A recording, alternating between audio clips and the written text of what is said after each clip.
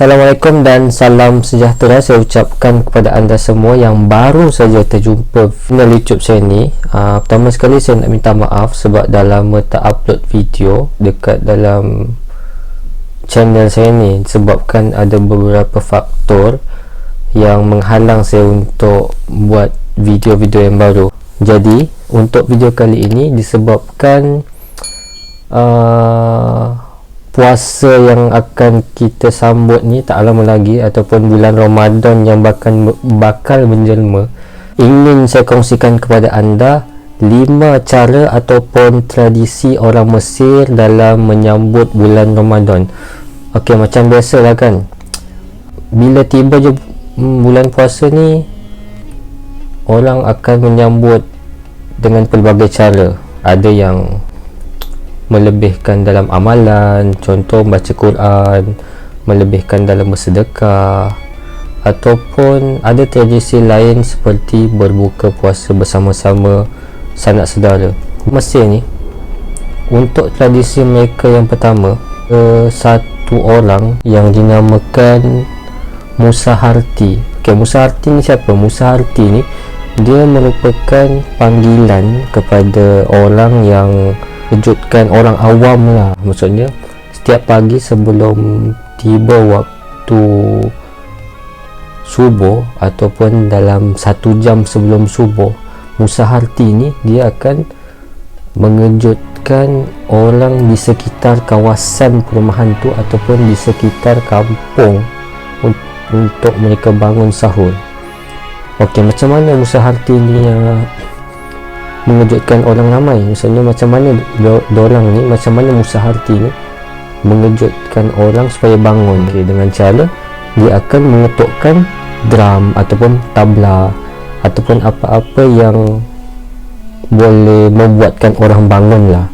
Tradisi orang Mesir yang kedua, apa dia? Okey, untuk tradisi yang kedua, ada mereka ni selalu macam akan bersedekah kepada orang miskin ataupun orang yang kurang bernasib baik. Mereka akan buat satu collection ataupun satu pungutan wang daripada orang-orang yang berkemampuan.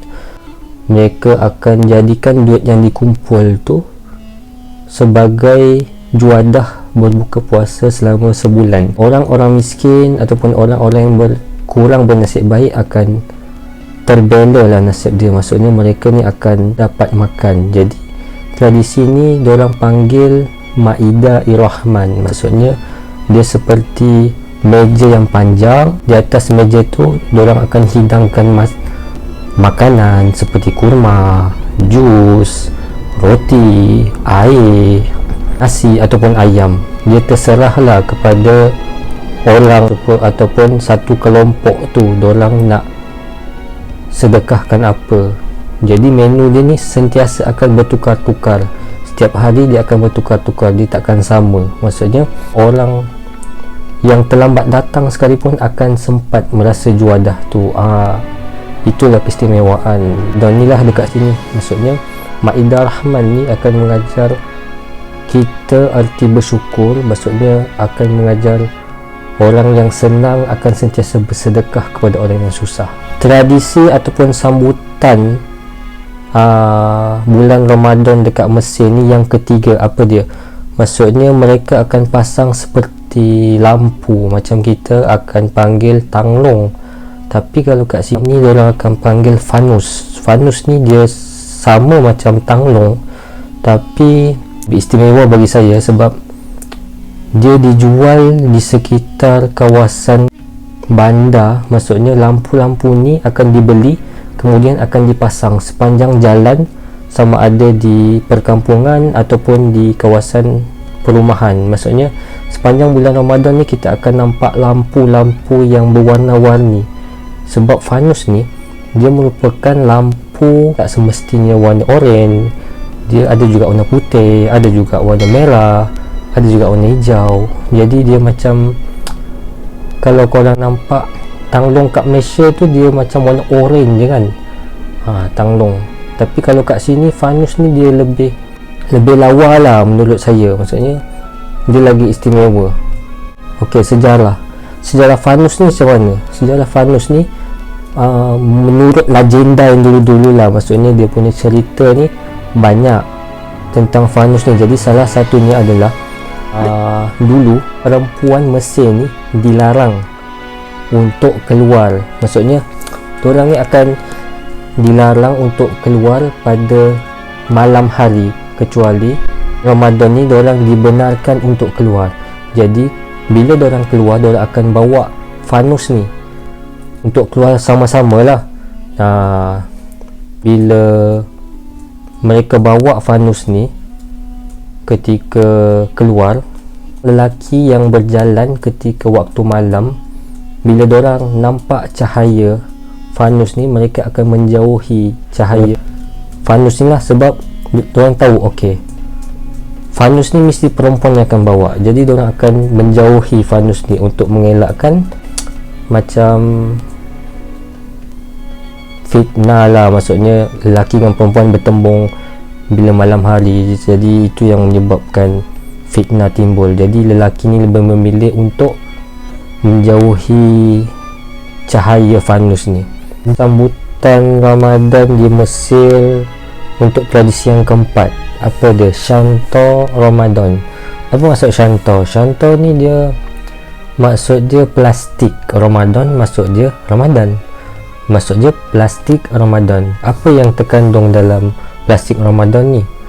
Dalam plastik Ramadan ni bagi saya dia sangat istimewa lah. Maksudnya dalam plastik ni mengandungi 1001 senuman bagi orang yang memerlukan. Sebab apa?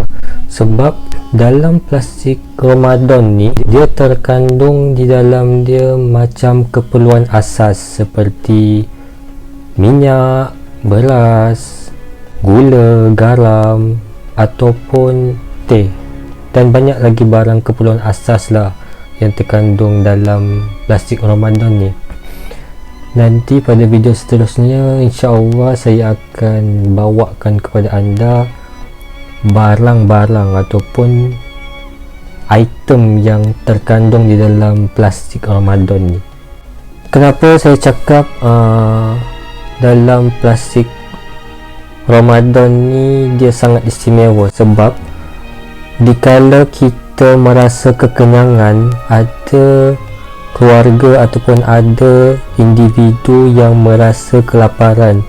Okey, di dalam bulan Ramadan ni masyarakat Arab ataupun masyarakat Mesir sendiri meneruskan tradisi plastik Ramadan ni adalah tidak lain dan tidak bukan untuk membantu individu yang kurang berkemampuan.